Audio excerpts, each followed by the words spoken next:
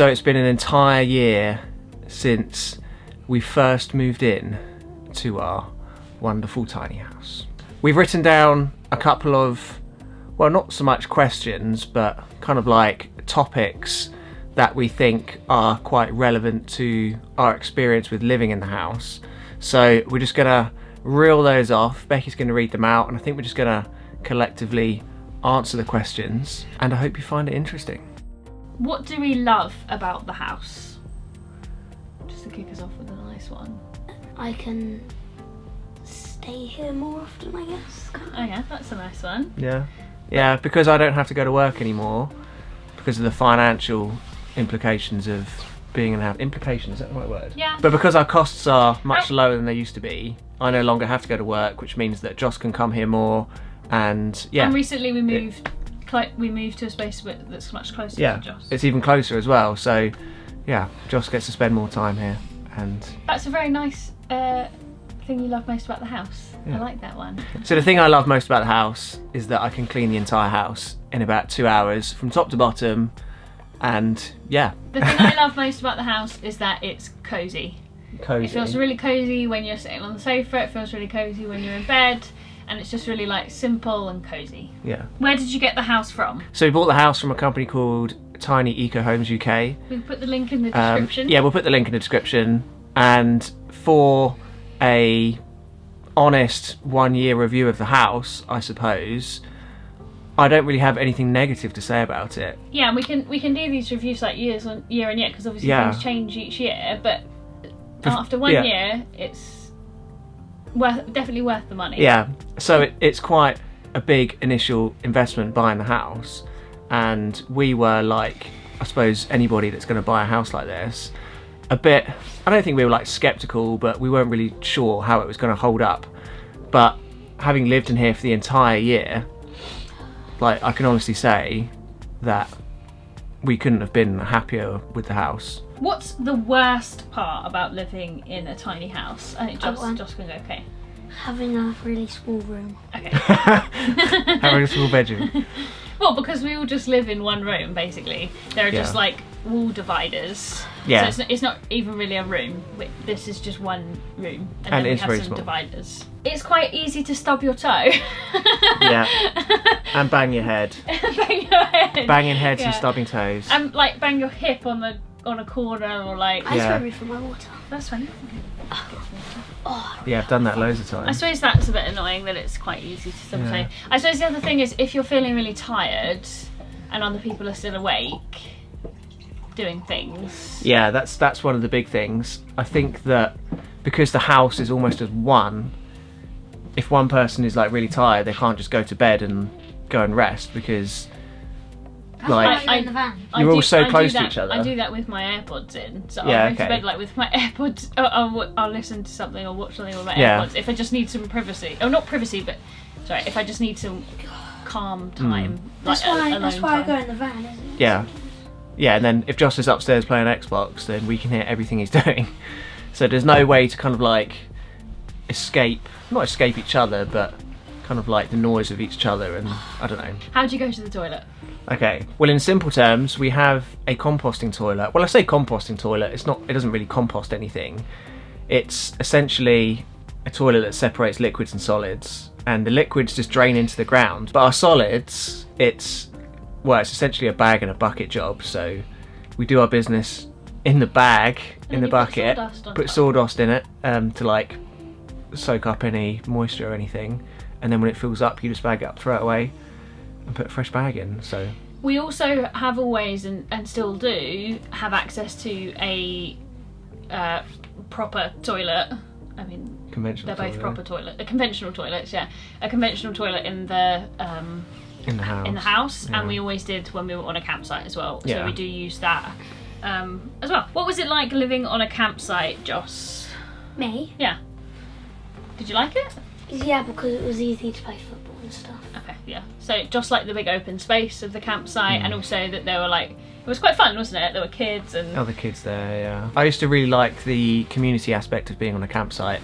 So and you'd have people that were like-minded in the sense that they also would doing similar things to what we're doing. We're and all I think like that in the made a same big boat, difference. weren't we? Yeah. All just kind of like living the same kind of lifestyle, and we built quite good friendships with a couple of people there. And people that don't live or have never done this don't realise that actually it is really common, and it can be quite nice to be a part of a community that knows that it's common, because otherwise you can feel quite excluded and quite isolated. Have we had any problems with the tiny house? Once the underfloor heating broke.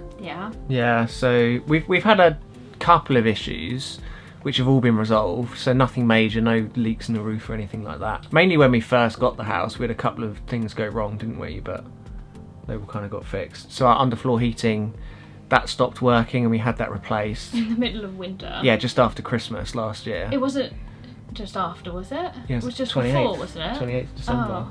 No, I thought the 28th was when he came to fix it. I think yeah. it stopped working like just before Christmas. Yeah. It was really cold. Yeah, it stopped working before Christmas, but then it got fixed after Christmas. So yeah, and then water heater, that got replaced. Yeah, and I don't know if that just might have been because our water's so hard. Yeah, I don't know, but that yeah. And then so we've had no structural problems. Nothing major's just problems gone wrong. with heating. Yeah, no leaks anywhere that we've noticed anyway. Just mould. We've had quite a lot of that. So but that's not like a condensation. problem with the house. That's just a problem that people have to deal with if they're living in a small space. Yeah, so going into this coming winter, we're a lot more prepared for condensation issues. So we shouldn't get any mould this year, hopefully. Or if we do, we'll be able to get on it straight away. One of the lights broke, didn't they, because of condensation? Oh yeah. Yes, we had one of our spotlights upstairs was a bit loose. I think some moisture got up in there, and that stopped working. So still need we to replace actually that. haven't got the moisture traps out. Yeah, I've got one behind there. There's not one. There should be one there. No, there isn't one there anymore. There's one under the kitchen and but one behind the sofa. But there should be one there probably, because that part of the wood started going mouldy last year. Anyway. Well, we'll just keep an eye on it, won't we? What's been the best thing about living in a tiny house across the last year? Like, what stands out as really like a really fun thing? Well, winter's the worst, I can tell you that. That's not what I asked. What's been the most fun thing about it? I just think the whole experience has been great fun. I think adapting to living in a smaller space, and 1 year in, just feeling so comfortable and so happy with being in a small space, and being able to do the van as well. So we're currently converting a van, and that wouldn't have been possible really if I was still working, and that wouldn't have been possible if we never bought the house. So the ability to leave my job and spend more time and energy into doing things that I like doing, which are all kind of linked to having the house in the first place. What's the most fun thing that's happened since we've lived in the tiny house? Christmas. Yeah, Christmas was fun. in the tiny house. Yes, we're going to get our decorations out next week, I think. And it was and that's actually saying something, because last Christmas we were in lockdown, we couldn't go anywhere, but Josh still loved Christmas. It was fun. House. Yeah, we obviously can't have a Christmas tree in here because we've got no space, but we have like a garland that we hang across the ceiling, and we put a lot of baubles on that. And if you come back next week, you'll see that. Soon. Yeah. What's my most fun thing? The fact that you could leave your job, so then we could go away for like a lot of the summer. That was really fun, like going away and travelling around. Yeah, travelling a lot more. Yeah. And I'm just looking forward to the new van being done, so we can carry on doing that. Yeah. And also get to spend more time with Digby as well. Obviously that might seem like I'm saying that the most fun thing about the house is getting away from the house, but that's not what I mean. I mean that it just enables you to have more freedom. It gives you so much more freedom. Yeah. Like, if you can get your costs down low, yeah, it just frees up so much of your life. Well, I hope you enjoyed our 1 year. Oh my god, I've got another question. What would you say to someone who was thinking about getting a tiny house? Make sure you make the right decision. Like, if you like lots of stuff, it would be a bad idea. And stuff like that. Yeah, that's a really good point. Yeah. If you like having a lot of if you like having lots of stuff, you probably shouldn't do it. But if you feel like getting rid of your stuff is something you want to do anyway, then it makes sense. But also, if you're really thinking about moving into a tiny house and you're not sure what to do and you're not sure about it, I would say just do it, because you've only got one life. And YOLO. no, I mean seriously though, like, I think it was a great decision. I wouldn't change it at all. So, but Josh is right. You have to make sure it's the right decision for you. But I think sometimes the only way that you can make sure of that is by doing it.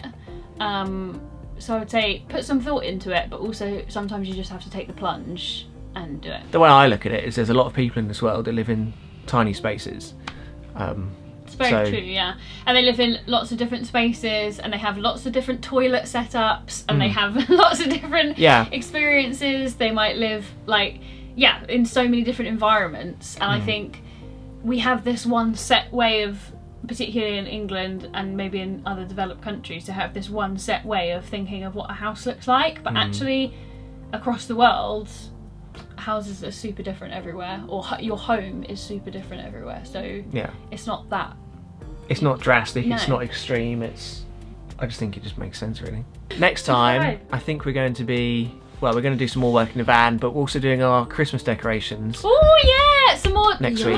House videos. I feel like you've done loads of van videos. Yeah. So now some more house videos because of Christmas coming. Some house videos are definitely due. But until the next one, guys, safe drive, stay alive, have a lovely day. Try not to spill anything, and we'll see you next time. Try not to. That's me on Christmas. Yeah, you and your Ribena.